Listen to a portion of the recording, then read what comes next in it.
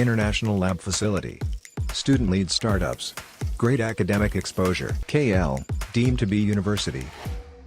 2024 ఎన్నికల్లో ఒక సంవత్సరం నుండి అంటే 2023 నుండి ఒక సంవత్సర కాలం హిందూపురం పార్లమెంట్ నియోజకవర్గ పరిధిలో పర్యటిస్తూ అక్కడే ఈసారి ఎన్నికల బరిలో దిగాలి ఉండాలి అని భారతీయ జనతా పార్టీ తరపున పొత్తులు అనే మాటే రాని ముందు పొత్తు ప్రస్తావనకి ముందే భారతీయ జనతా పార్టీ తరపున నిలబడడానికి నా యొక్క అభిప్రాయాన్ని వ్యక్తం చేయడం జరిగింది.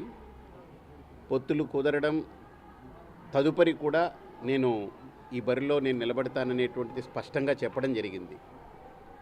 అయితే పార్టీ తరపున కానీ లేదా ఇతర పొత్తుల కారణంగా కానీ హిందూపురం సీటు వస్తుంది అని చెబుతూనే తర్వాత ఏ సమాచారం లేకుండా అది బీజేపీకి ఇవ్వట్లేదనేది ప్రకటించారు. దాని మూలాల్లో వెళ్ళి ఎందుకు బీజేపీకి ఇవ్వాలి, ఇక్కడ నేను నిలబడున్నాననేటువంటిది ప్రశ్నిస్తే స్వయంగా తెలుగుదేశం పార్టీ అధ్యక్షులు వారు చంద్రబాబు నాయుడు గారు స్వయంగా అన్న మాటలు ఏంటంటే, స్వామీజీకి ఇస్తే ముస్లింలందరూ మాకు దూరం అవుతారు అనేది ఆయన స్పష్టంగా చెప్పారు. అంటే ఒక ముస్లింల కోసం ఒక స్వామీజీని తాకట్టు పెట్టడానికి ఆయన సిద్ధమైపోయాడు. ముస్లింల కోసం 85% హిందువుల ఓటు బ్యాంకుని బొందలో పెట్టడానికి ఆయన సిద్ధమైపోయారు.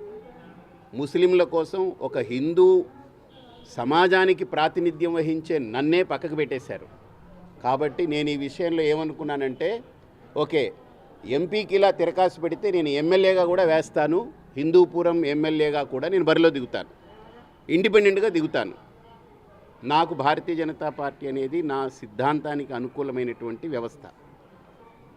అంతేకాకుండా హిందూ సమాజానికి సంబంధించినటువంటి వందలాది మంది ఈరోజు వాళ్ళందరూ ఎదురు చూస్తున్నారు. ఖచ్చితంగా హిందూపురం ఎంపీగా వేస్తాను, హిందూపురం ఎమ్మెల్యేగా కూడా వేస్తాననేటువంటిది మీ అందరి ముందు చెప్తున్నాను. ఇక్కడికి ఒకసారి నేను పార్టీకి చెప్పాలి కదా, నా బాధ్యత కదా, వాళ్ళు కూడా తెలుసుకోవాలి కదా ఎందుకు నేను నిలబడుతున్నాననేది. 10 మాటలు చెప్పి 100 రకాలుగా చేసేది నాకు చేత కాదు. ఒకటే మాట ఒకటే బాట స్పష్టంగా నేను చెప్పాను. ఇప్పటిదాకా మాట్లాడారు కదా, ఏం చెప్పారు మీకు? సీనియర్స్ పోటీ పడుతున్నారు, కొత్త వాళ్ళకి సీట్ ఇస్తున్నారు, పాత వాళ్ళకి ఇవ్వట్లేదని హిందూపూర్ నుంచి కూడా ఆల్రెడీ చాలా మంది పోటీ పడ్డారు కదా. అవును, పడితే ఇప్పుడు నాకు ముందు నుంచి పార్టీ చెప్పింది కదా, పొత్తులో లేనప్పుడే నేను దిగాను కదా, పొత్తులో లేనప్పుడే దిగాను. సో మధ్యాహ్నం వచ్చేసి సాయంత్రం పార్టీ సీటు తీసుకున్న వాళ్ళు కొత్త వాళ్ళ పాత వాళ్ళ? సో ఇవాళ మీరు మాట్లాడిన తర్వాత పార్టీ అధిష్టానం ఏం చెప్పింది? పార్టీ అధిష్టానానికి నేను చెప్పాను. ఎందుకంటే నా వైఖరి నేను చెప్పాను. ఒక మాట నేను నిర్ణయం తీసుకున్నాను, ఆ నిర్ణయానికి నేను కట్టుబడి ఉన్నాను అనేటువంటి చెప్పాలి కదా, నా బాధ్యత కదా, నేను చెప్తున్నాను.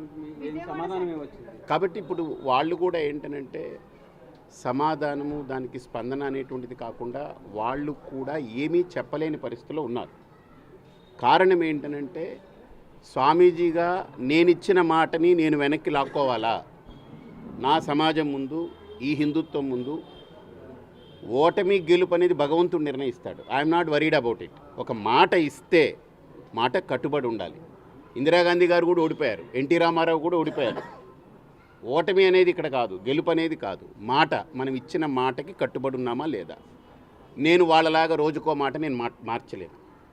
కాబట్టి సెంట్రల్లో మీకోసం బీజేపీ అసెంబ్లీ సీట్ కోసం ట్రై చేసింది అనేటటువంటి ప్రచారం కూడా అవన్నీ నాకు తెలియదమ్మా. ఎవ్వరు ఎన్ని అడిగినా మీరు వేరే దగ్గరికి మారుతారంటే నేను మారను. ఒక మాట ఇచ్చాను, అక్కడ కొన్ని వేలాది మంది నాతో కనెక్ట్ అయి ఉన్నారు. వాళ్ళకి నేను సమాధానం చెప్పాలి, నా బాధ్యత. ఇది నా భావన. ఫైనల్గా మీరైతే ఇండిపెండెంట్గా పక్కా. అందులో ఇండిపెండెంట్ అంటే ఇప్పుడు ఆలోచించుకోనివ్వండి. నన్ను మళ్ళీ బరిలో దింపాలనుకుంటే వాళ్ళు ప్రత్యామ్నాయం ఆలోచించుకోవాలి. హిందూపురంలోనే దిగుతాను నేను, ఇక అక్కడి నుంచి కదలను. హిందూపురం ప్రజలు వద్దనుకుంటే తప్ప ఎవరు కాదన్నా నేను అక్కడే నిలబడి తీరుతాను. గెలుస్తామా ఓడుతామా అనేది దైవం చూస్తారు, దైవం యొక్క అనుగ్రహం ఉంటుంది. ప్రజలు ఎలా ఉన్నారనేది వాళ్ళు కూడా చూపిస్తారు. ఆల్రెడీ ఇప్పుడు సీట్ అనౌన్స్ చేసేసారు, మరి మీరు అక్కడ సీట్ కావాలని పట్టుబడుతున్నారు? నేను పట్టుబట్టట్లేదు. నేను అక్కడ దిగిన తర్వాత వాళ్ళు మార్చుకున్నారు కదా, నేను పట్టుబడ్డం కాదు. 1 ఇయర్ నుంచి నేను చెప్పున్నాను, పొత్తులు గిత్తులు రాకముందే నేను చెప్పాను. కాబట్టి ఆ పొత్తుల్లో భాగంగా ఇవ్వాల్సిందే. 1 ఇయర్గా పనిచేసినప్పుడు వాళ్ళు తెలుసుకోవాలి కదా. ఇప్పుడు ఎంపీగా పోటీ చేస్తారు, ఎమ్మెల్యేగా? ఎంపీగా వేస్తున్నాను, ఎమ్మెల్యేగా వేస్తున్నాను. మామూలుగా వాళ్ళు ఇస్తే ఒక ఎంపీగా ఉందాం అనుకున్నాను. ఇప్పుడు వాళ్ళు ఎమ్మెల్యేగా కూడా లాక్కొచ్చుకున్నారు కాబట్టి ఎమ్మెల్యేగా పోటీ చేస్తాను తప్పకుండా. Thank you. మరిన్ని వీడియోస్ కోసం ఛానల్ ని సబ్స్క్రైబ్ చేయండి, లేటెస్ట్ అప్డేట్స్ కోసం వాట్సాప్ ఛానల్ ని ఫాలో చేయండి అండ్ లింక్ డిస్క్రిప్షన్ లో ఉంది.